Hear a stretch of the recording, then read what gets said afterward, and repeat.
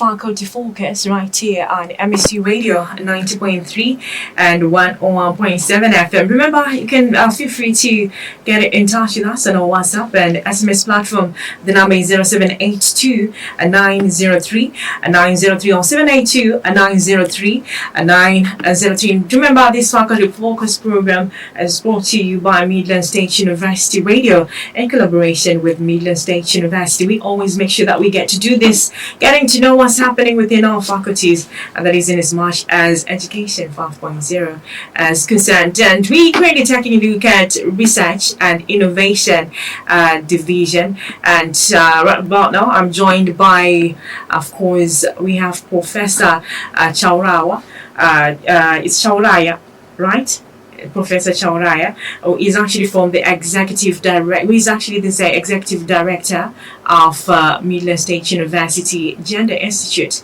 And maybe without wasting time, welcome, Professor. Can you kindly tell us more about yourself and maybe who is Professor Chauraya and what research are you currently working on, or what are your research interests? Thank you very much for the opportunity to interact with you. Professor Chauraya, as you said, is my name. I am an associate research professor with the Midlands State University Gender Institute. I joined Midlands State University in 2005 as a lecturer.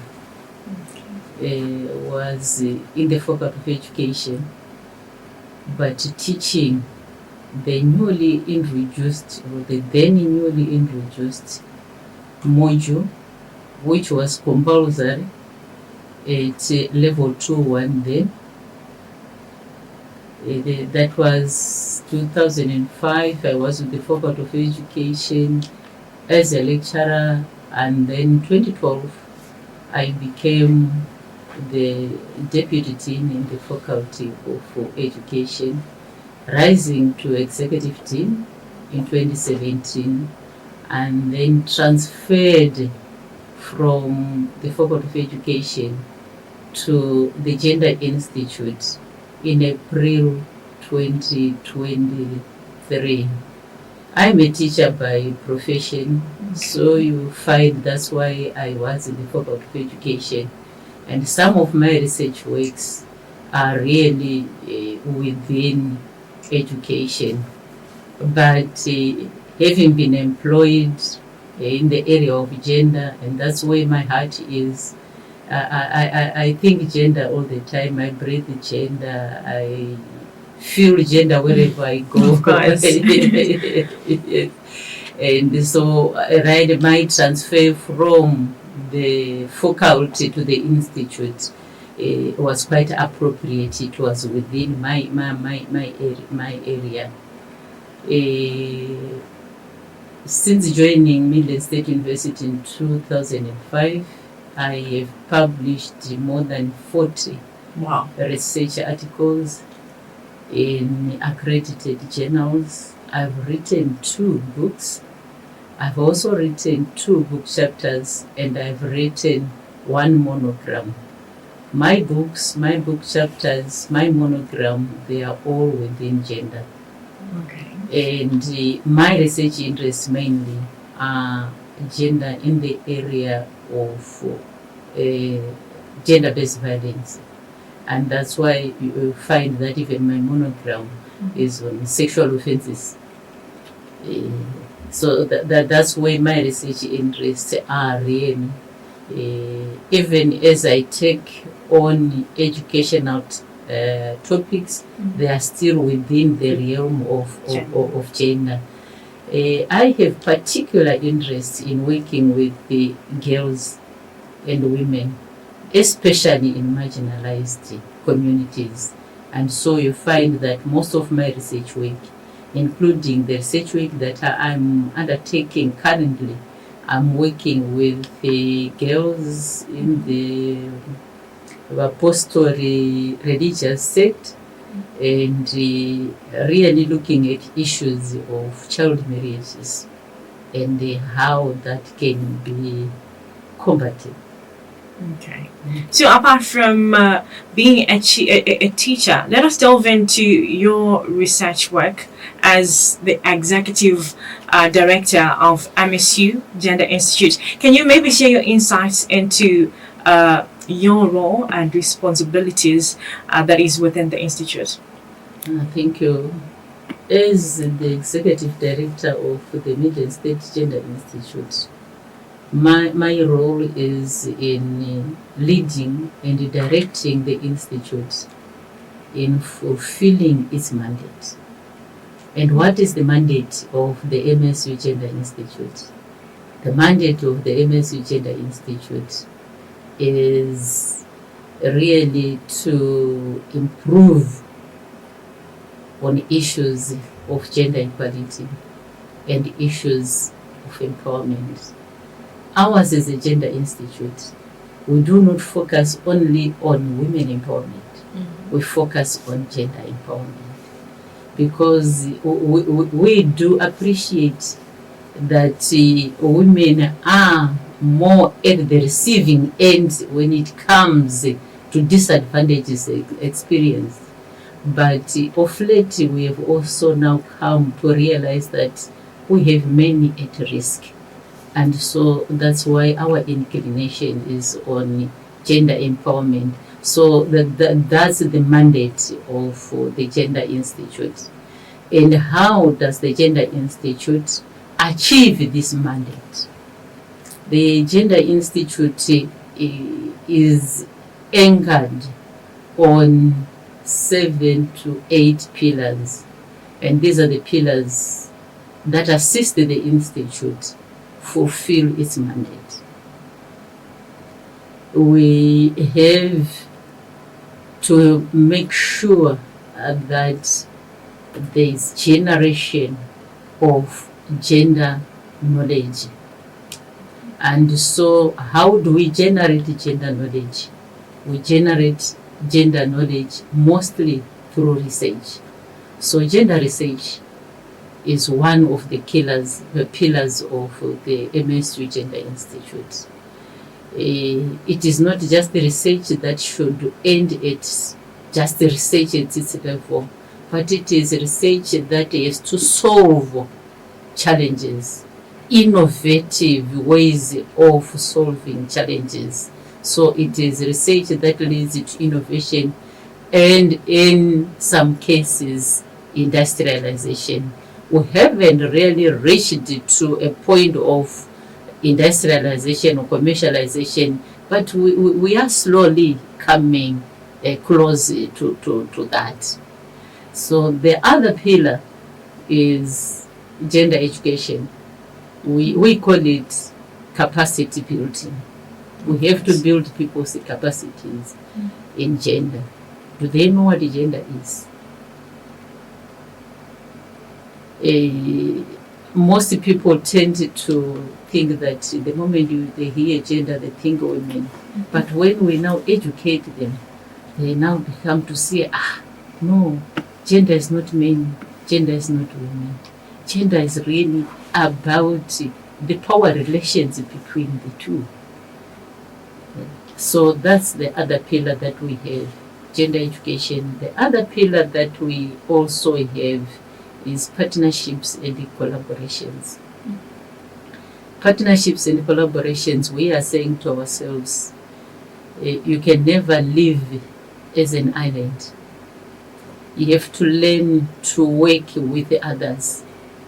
Coming together with others, they say, is progress. But going further to be able to work with them is success.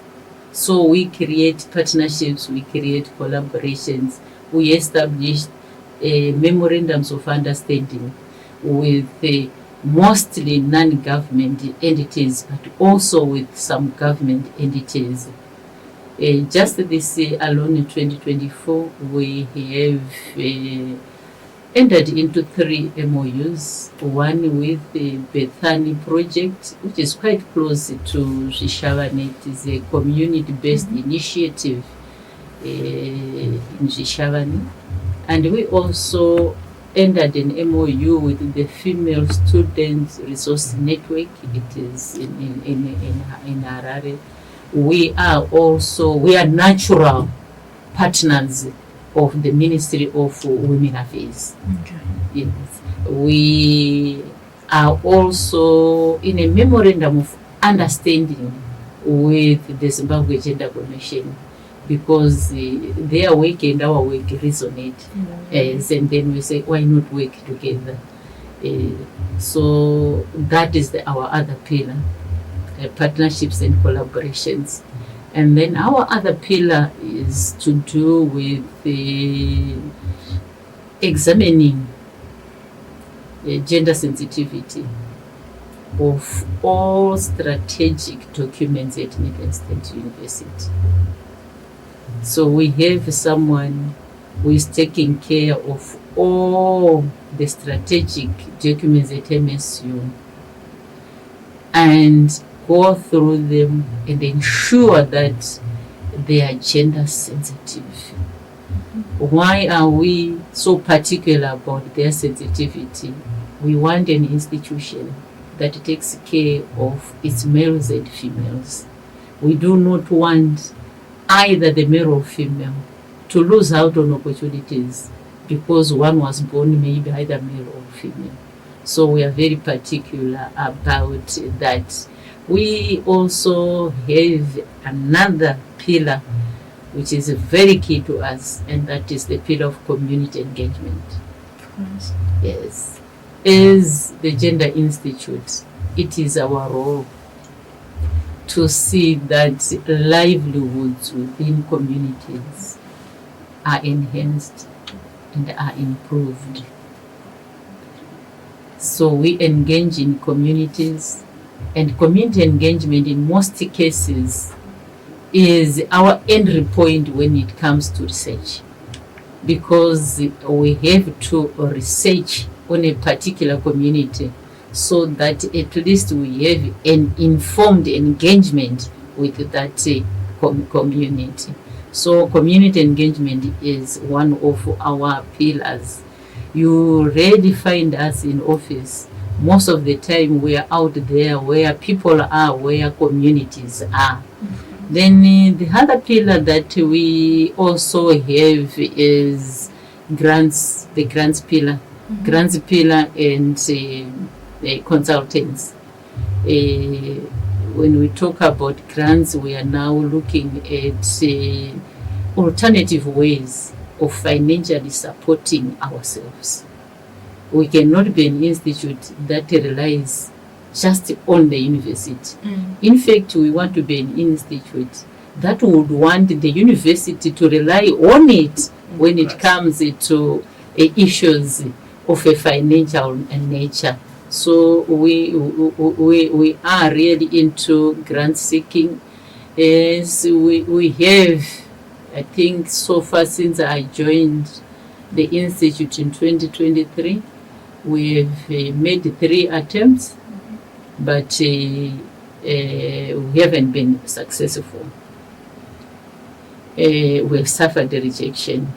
But our attitude as an institute is not really focusing on the rejection, but what to do with the rejection, the attitude that we have when we do not win a grant. You know, the attitude is very key, because it can make you go for something, or it can make you surrender. Yes. Just like if I want to be biblical, when David faced the Goliath, it was the attitude he had that made him say, no, yes, he's a giant, but he's too big, I can't miss him. So when we suffer rejection, we take it as an opportunity to learn and to improve. So we are still pursuing, seeking for grants.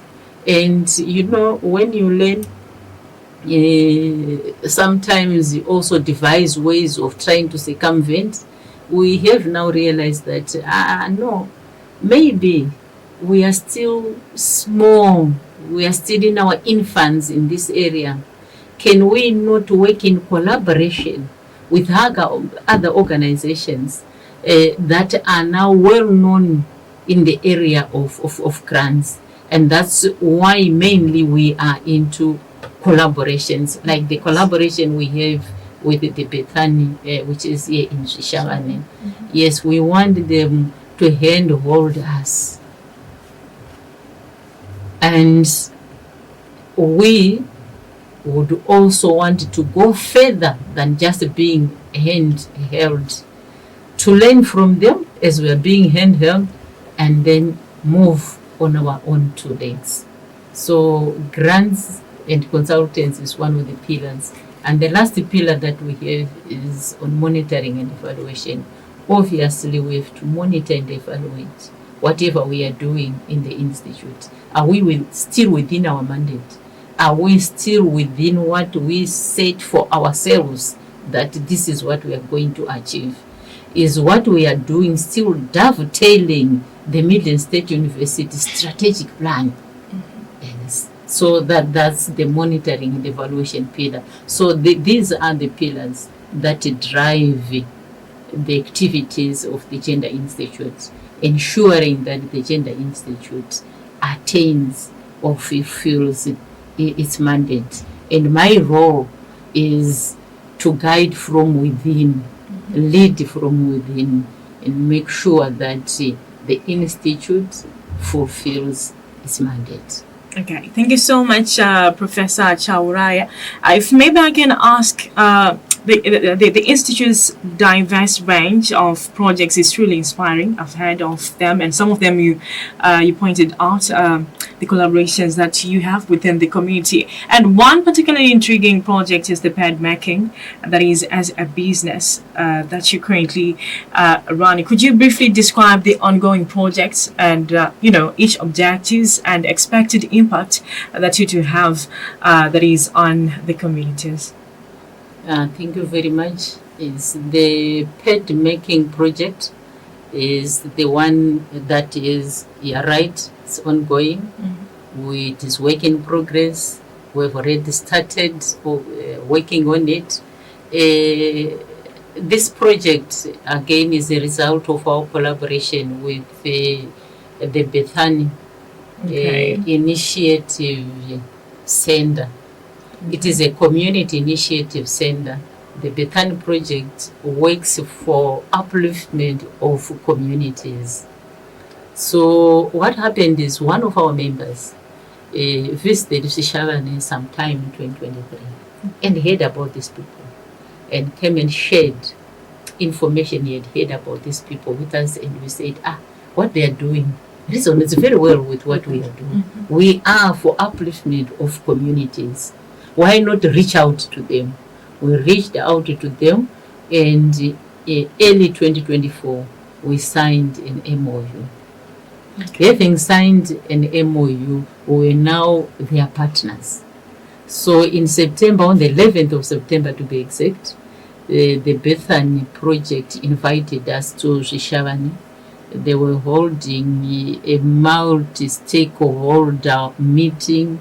It was a meeting cum workshop where they had invited their communities, the rural communities, Dadaya, Muspan and the like, and the urban communities, really referring to their locations. They had also invited government entities like the Ministry of Health. The ZRP was invited. The Gender Commission was invited, and they also invited non-governmental entities. Being their partners, were also invited and were introduced to the meeting, to the members who were attending the meeting, and were given an opportunity to share with the members who we are, what we stand for. And so we shared with the members the mandate of the MSU Gender Institute. We gave them just a dose of what we really stand for, dose on gender education. We also talked about sexual and reproductive health rights. And we talked about communities that move with everyone within the community. Communities that support uninterrupted development of boys and girls, though our emphasis was on uninterrupted development of the girl child. Communities that protect the girl children from rape, communities that ensure that the girl child stays in school, much in line with the 2030 mantra, leaving no one behind. We do not want the girl child to be left behind. And what are the challenges that sometimes have the girl child left behind? And one of the challenges was lack of resources to manage their menstrual health. Yes. And the moment we heard about this, it rang in our minds that at some point in time, the Midlands State University Gender Institute wanted to partner with the Midlands State Enterprise Division to make a pad for the disadvantaged Midlands State University female students. Unfortunately, resources did not allow. But we said, now that we may have a partner who can assist us, can we now not really revisit the initiative? Okay. Yes. And so we on that paid making a project, there are 3 of us in collaboration or in partnership. It is the Midlands State University Gender Institute, the Midlands State University Enterprise Division, and the Bethany Project. Oh. The Midlands State University Gender Institute is there to provide knowledge and skills, capacity building. Of course.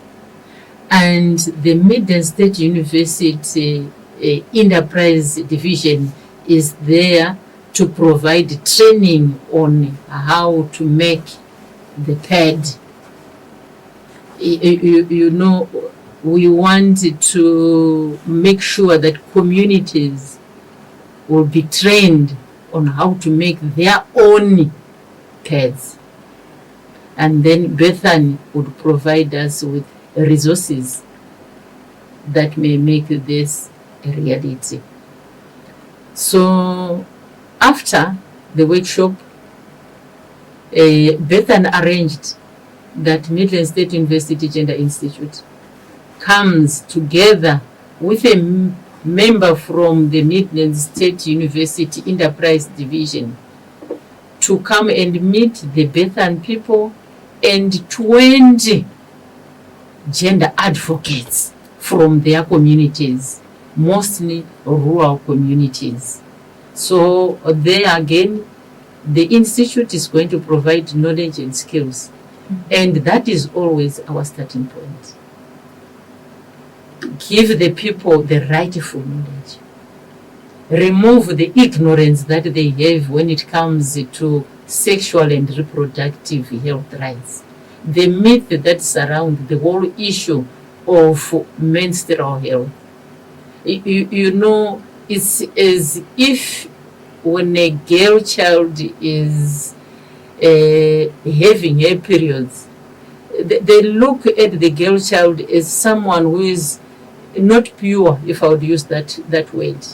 Yes, we had at some point in time, the girl children were not allowed to pick even tomatoes in the garden when they were having their periods. They said, if you just dare touch on one tomato, the rest of the plants will dry. And that's just a myth. So we provide, the institute is there to provide the rightful message. It is menstrual power, and girls should not feel ashamed because of this process. And they should not be isolated. They should not lose out on their lessons.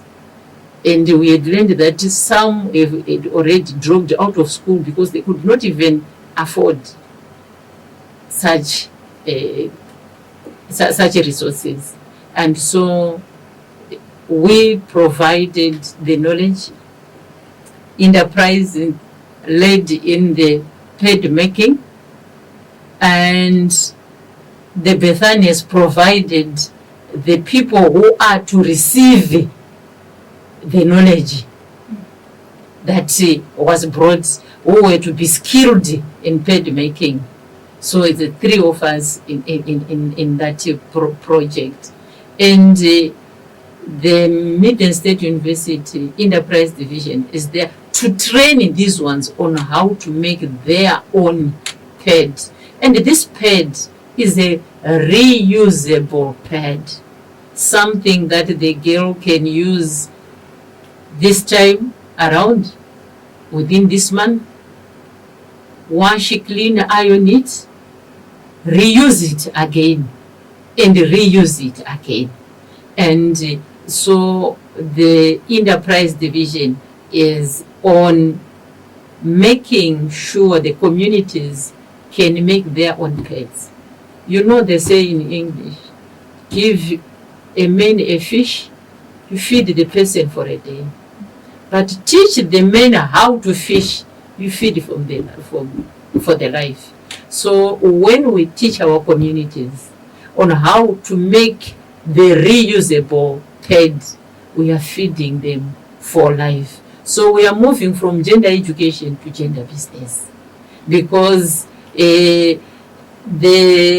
knowledge that we gave, obviously Bethany paid us, yes. So that's already consultants. Mm-hmm. And the Bethany people are introducing us to their communities, who in turn are also introducing us to other communities. So it's a sort of commercialization of this commodity. Thank you so much, Professor Chauraya. And you've just been highlighting on the Gender Institute, that is Midlands State University Gender Institute, not only outlining issues pertaining gender, but also outlining collaborations that you have, been in a bid to make sure that you commercialize, the sexual reproductive health rights, that is through menstrual health knowledge and skills, which is such a great initiative. And of course, back to maybe business, congratulations, that is on the remarkable achievement of successfully supervising a significant number of externally funded grants, that is within just 5 years during your tenure as the Dean of Faculty of Education. But of course, that is really, commendable. Could you maybe share your experience, like managing these grants, and maybe the key factors that contributed to your success? Thank you very much. Yes, and you have used the right word. I was not the owner of the grant. Mm-hmm. I was managing the owner of the grant. So how was it?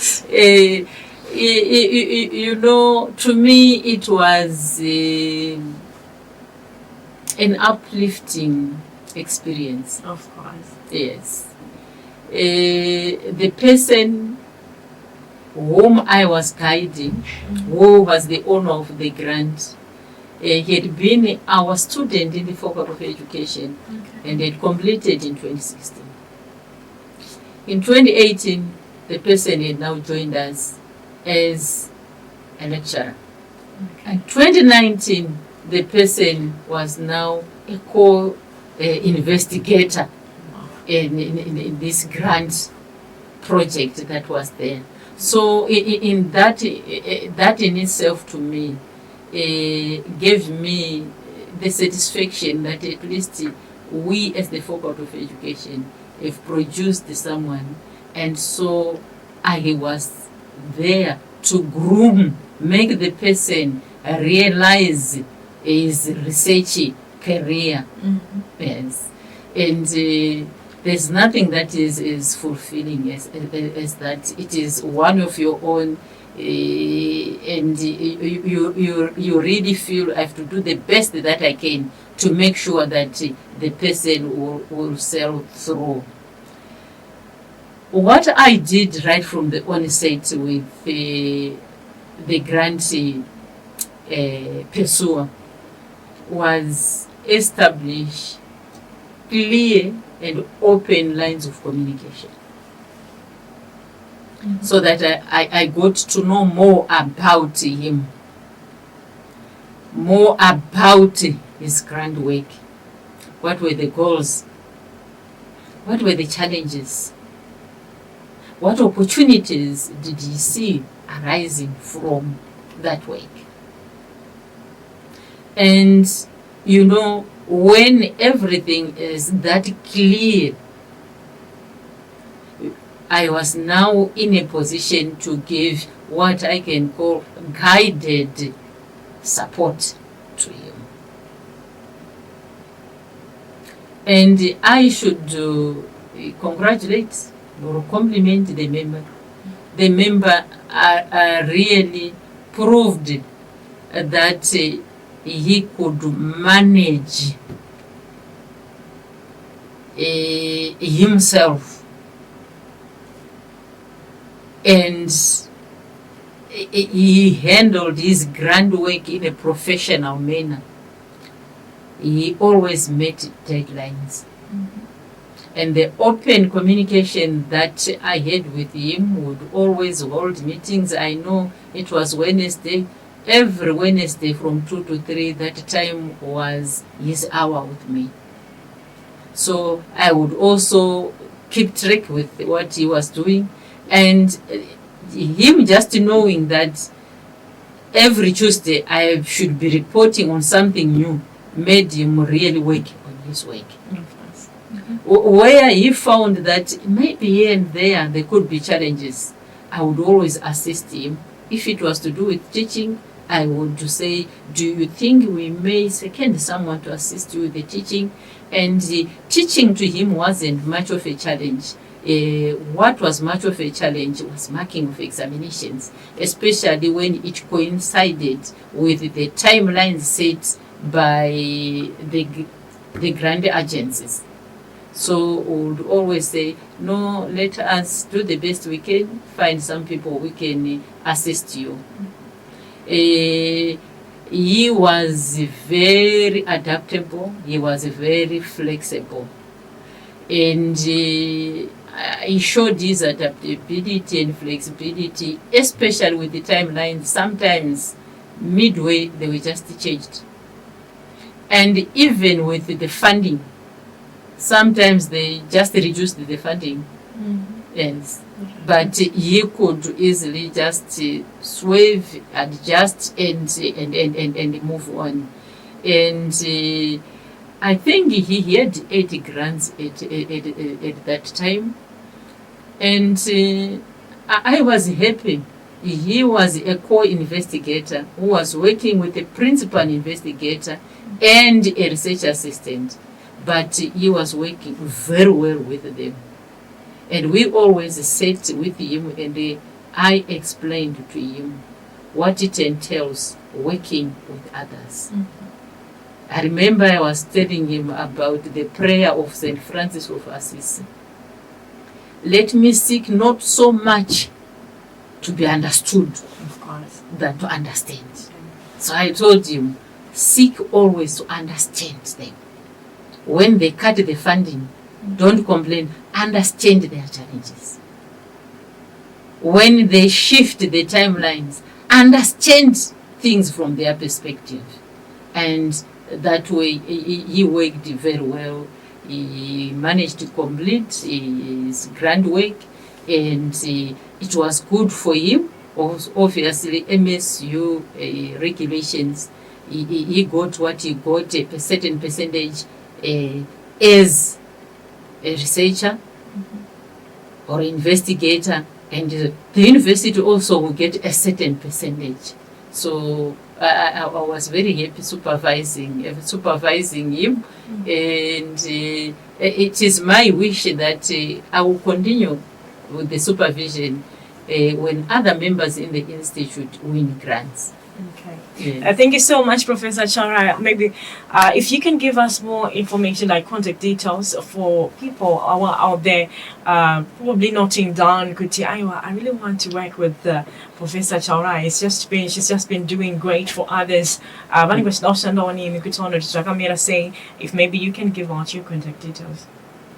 Thank you very much. Our contact details is we've got an email address for the institute, and it is Gender Institute as one word in small letters at staff.msu.ac.cw.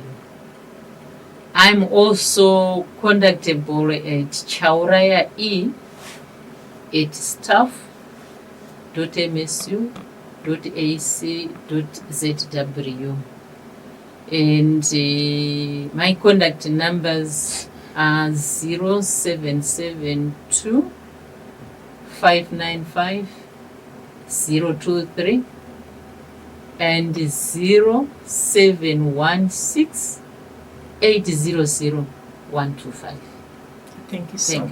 Thank you so much. So that was the Executive Director of Midlands State University Gender Institute, giving us insights on what's currently happening that is within Gender Institute and as much as research and innovation is concerned. And like I'm always saying, make sure that you come through with your departments, make sure that you come through with your faculties. Also just send to an email to admin@campusradio.msu.ac.zw, admin@campusradio.msu.ac.zw. tubatono tubatana say oyenze atizi okuti murupitanizo yoma faculties koko, that is in as much as education 5.0 is concerned. Remember, we are MSU Radio and I'm DJ Mishell. Just make sure that you keep it locked to MSU Radio at 90.3 and 101.7 FM. So we're going to be doing this once again on yet another episode of the Faculty Focus. Stay tuned.